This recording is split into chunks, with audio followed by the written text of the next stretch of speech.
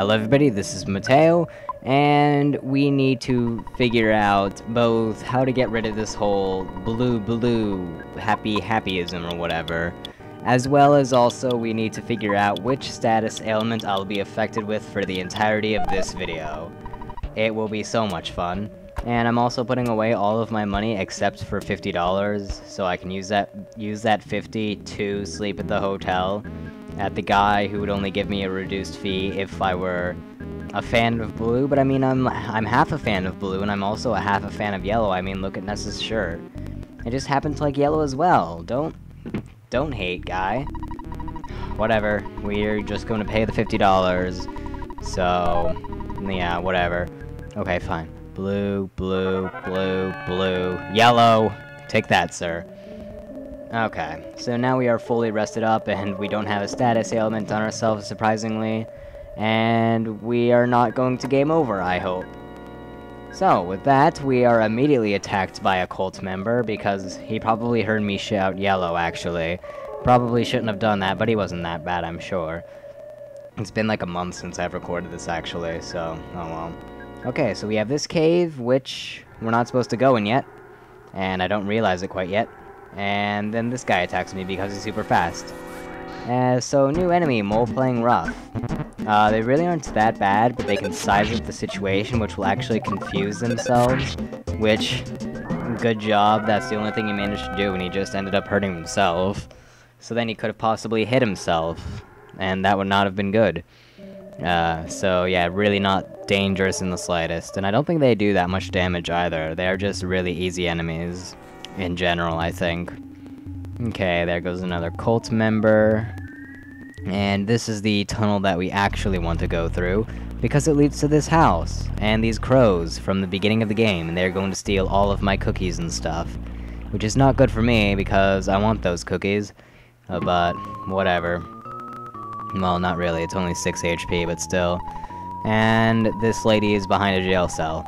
And why they built a jail cell in the middle of this house, I have no idea, but they did, and she's in it, and we need to save her. And the carpenter has the key. I see what they did there with his name. But, well, I mean, we've been hit by a whole bunch of other stuff already. I think we'll be fine, but let's go ahead and eat that cookie. And get the thing from her, so we don't get fried by lightning.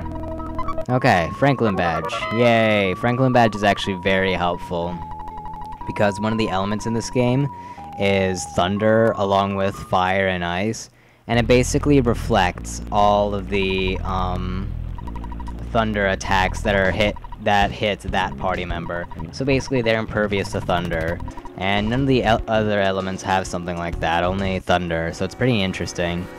And we have these guys to battle, and since we have to fight them, well, I'm going to show it. And for whatever reason, the spiteful crow just had to get in on this. And I missed him. Great. Luckily, he's just grinning a really wide grin and not actually doing anything. And these guys, well, I don't think that paint would hurt me very much at all. So, I guess it kind of makes sense. Kind of interesting thing about the insane cultists is that they weren't supposed to have that little puffball on the top of their little pointy cap there. But Nintendo of America added it in because they thought it would be too much of a reference to the KKK. Which I'm pretty sure Japan was not going for, but, you know, Nintendo of America just being careful and stuff. Like, they even took out, like, references to cigars and stuff like that in this game. And I think there were some in this game. Like, I think the Spiteful Crow might be he's supposed to be smoking a cigar, maybe. And there goes Pokey running off. But I know in the first game, Mother, they took out, like, the references to cigars and stuff and blood. So, I don't know. Just kind of an interesting little thing. However, I do think that, well, I watched this one, like, little fan-made documentary on Earthbound, and apparently there was this, cult in Japan, that was based in a mountain somewhere, I think, and they had something with the color blue or something like that. I don't really remember. It's been a while since I watched that. But still kind of interesting how it was based on that. You could probably look it up and find it. I'm not going to while commentating over this, though. Okay, we have lots of items that I want, so forget whatever that was in that box. And now we have this huge maze of people. my god. So what you need to do is just talk to the people and they will move out of your way. And I'm pretty sure that the guys that you can talk to are actually, like, stepping at a different speed than all the others, like, they're faster. Yeah, I kept on trying to talk to the guy in front of me, but he kept on, basically that's not the right way, which is why I wasn't able to go through. Oh man, you really got me there. Oh hey, he's a fan of green, just like I'm a fan of yellow. Actually, I really don't like the color yellow all that much. I'm actually a much bigger fan of blue, but whatever. He's trying to whistle. Fantastic. Okay, strange unmasked fellow. Well, I just beat your mask in. And now they're doing these guys are doing some crazy ritual dance. I don't even get it, but I'm in the middle and I probably just accidentally became a member or something. And in order to stop that, we are going to go ahead and beat up their... Good job, guy. We're gonna go beat up their leader. And he just let me go on right past. So, hello there, Mr. Leader Guy, Carpenter, and oh hey, you remember that statue that Wario Jr., I mean, Liar X Aggregate, or something like that, found? Well, he has one, or maybe it's the same one. Yeah. Because if we did not have the Franklin badge, that would have killed us, and I'm pretty sure we just get a game over. But now we are fighting Mr. Carpenter. So, regular boss stuff, PSI Gaming Alpha Spam. Does much more damage than our physical attacks would do. The Crashing Boom Bang attack is a lightning, or thunder elemental attack, so it's going to be bounced back by the Franklin badge, otherwise he could just do a normal attack. More than likely he's going to do the Crashing Boom Bang attack, which does a ton of damage to him, and he ended up killing himself. Or just making himself go back to normal, so yay. And he really is normal. Got my backpack space. Luckily, we are going to double our backpack space in like 2 seconds. I don't think I could really get rid of the exit mouse, but let's just eat that hamburger or something. Whatever I did, you saw it. Now we can take the key, go away, and go back to the cabin, because we weren't just there. Oh well, we must do these things. We do what we must because we can, and we move on. And pretty much everybody's gone, aside from a couple. Oh, everybody woke up. Were they in a trance or something like that? I wonder. And we now have free access to the presents if we wanted to grab them. Let's not be buddies. Let's never talk to you again. In fact, I think I will. Oh, hi again, Pokey. What was that noise that I just made accidentally? Oh well. Anyways, kind of interesting thing about Pokey that I don't think I ever mentioned is that his name was actually supposed to be Porky, but I think they changed it to Pokey because of problems with Porky Pig, and they were trying to block against any possible lawsuits or something like that. I don't really know. Although then, like 10 or so years later, I don't even know how many, maybe more like 50. No, not 15. Yeah, well, maybe 15, actually. 15 to 20 years later, they come out with Super Smash Bros. Brawl, and Porky in that game is known as Porky, so... Oh well. Looks like it didn't matter anymore. Or something, I don't know. Okay, so let's go ahead, use the key to the cabin to unlock this door, and free the girl. There we go. Just, yay, we unlocked the jail cell. Why she was in a jail cell, I really don't know. But she can use psychic powers, but unfortunately, she's only level 1.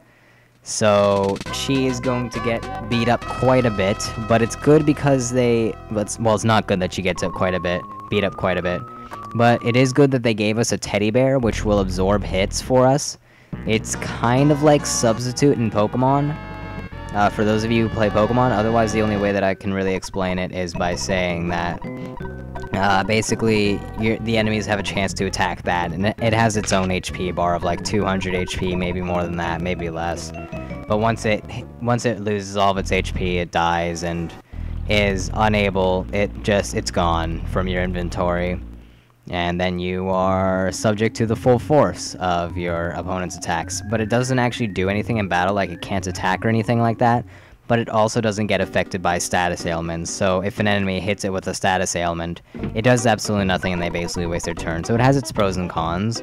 Really, the only con to it is that it takes up 1 space of your inventory, but whatever, we now have double the inventory space than what we had before, because with each new character you get that are permanent, like Paula over here, she has her own inventory space, much like Ness does, so it is doubled. But let's go ahead, buy her, see, look at that, all that empty space, oh boy.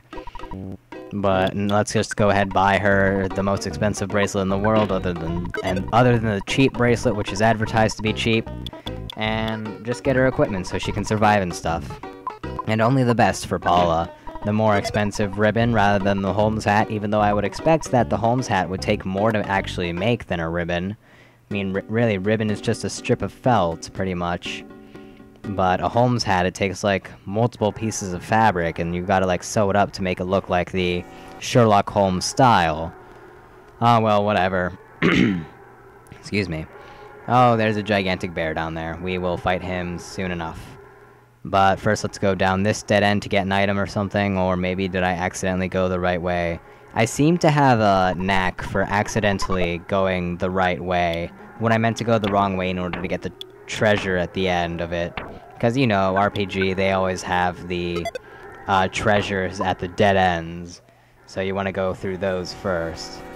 But I know this cave for the most part, so I think we should be fine. And here we have Mr. Baddies returning from the first game, but they look much different and they're actually more deadly. Although I think they could still possibly confuse themselves.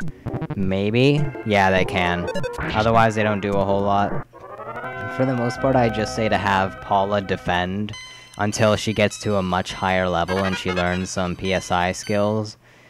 She's going to learn all of the fire, ice, or freeze, and thunder spells, along with some support stuff.